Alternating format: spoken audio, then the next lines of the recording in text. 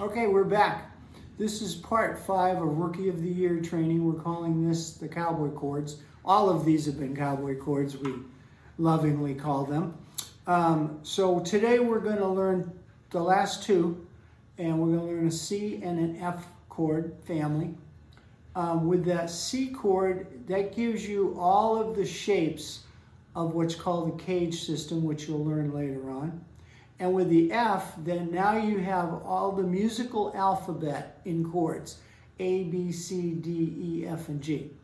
So let's get right into it today. So we're going to start with the C chord. Okay? So we want you to take your ring finger and put it on the 3rd fret of the 5th string of the A string. Right there. Then we want you to take your middle finger and put it on the 2nd fret of the 4th string. Then we want to take your index finger and put it on the 2nd string, 1st fret.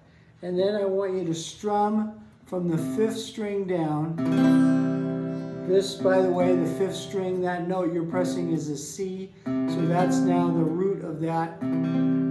So you can all the way down. You can actually hit the top string because that is an E and it's in that chord.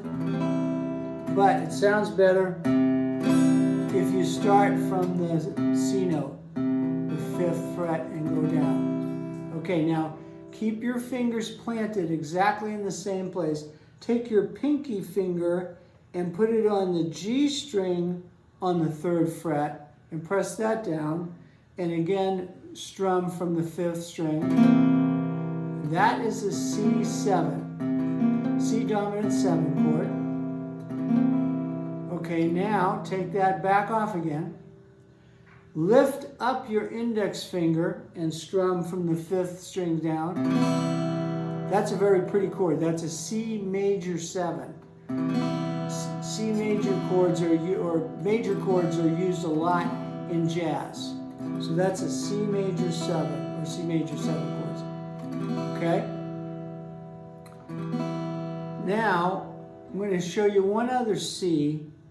I want you to, this time, I want you to put your ring finger up on the 6th string, 3rd fret. I want you to put your pinky finger on the 5th string, 3rd fret.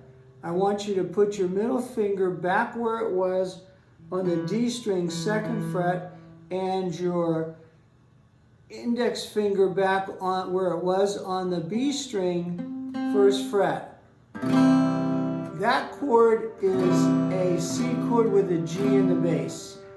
And it gives you a really nice full sound, and it allows you to be able to alternate your bass. You'll learn later, but if you hit the 5th string first and strummed, and then hit the 6th string and strummed, you'd be alternating the bass, it's called. And it's a trick that you'll learn as we go.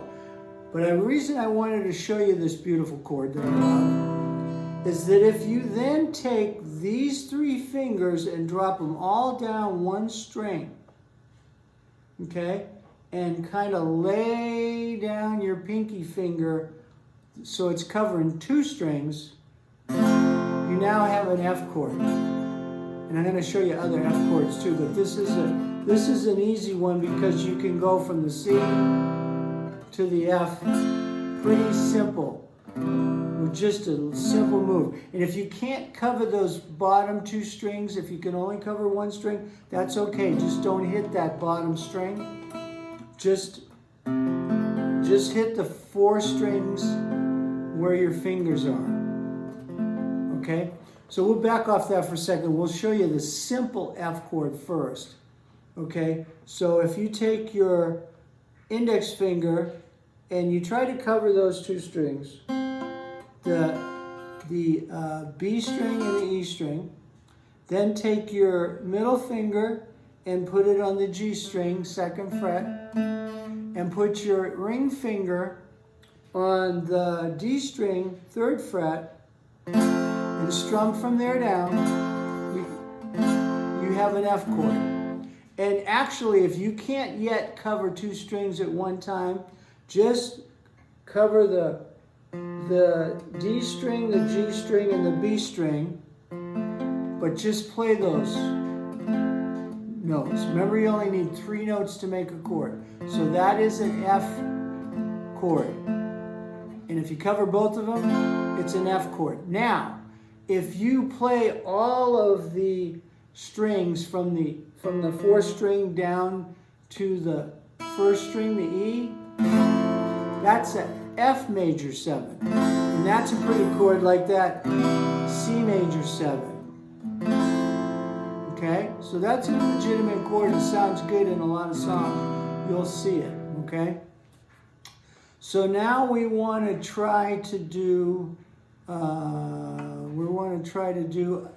an F minor. It's a little tough for you, but let's go back to that F chord that we were holding all the notes down like that. And now lift your middle finger up. So you have your index finger is covering the B and E string on the 1st fret, and your ring finger and pinky are covering the A string and the D string. And you're strumming from there down, all the way down from the 5th string down. That's an F minor. Okay? And those are all the F chords right there that we're going to learn today.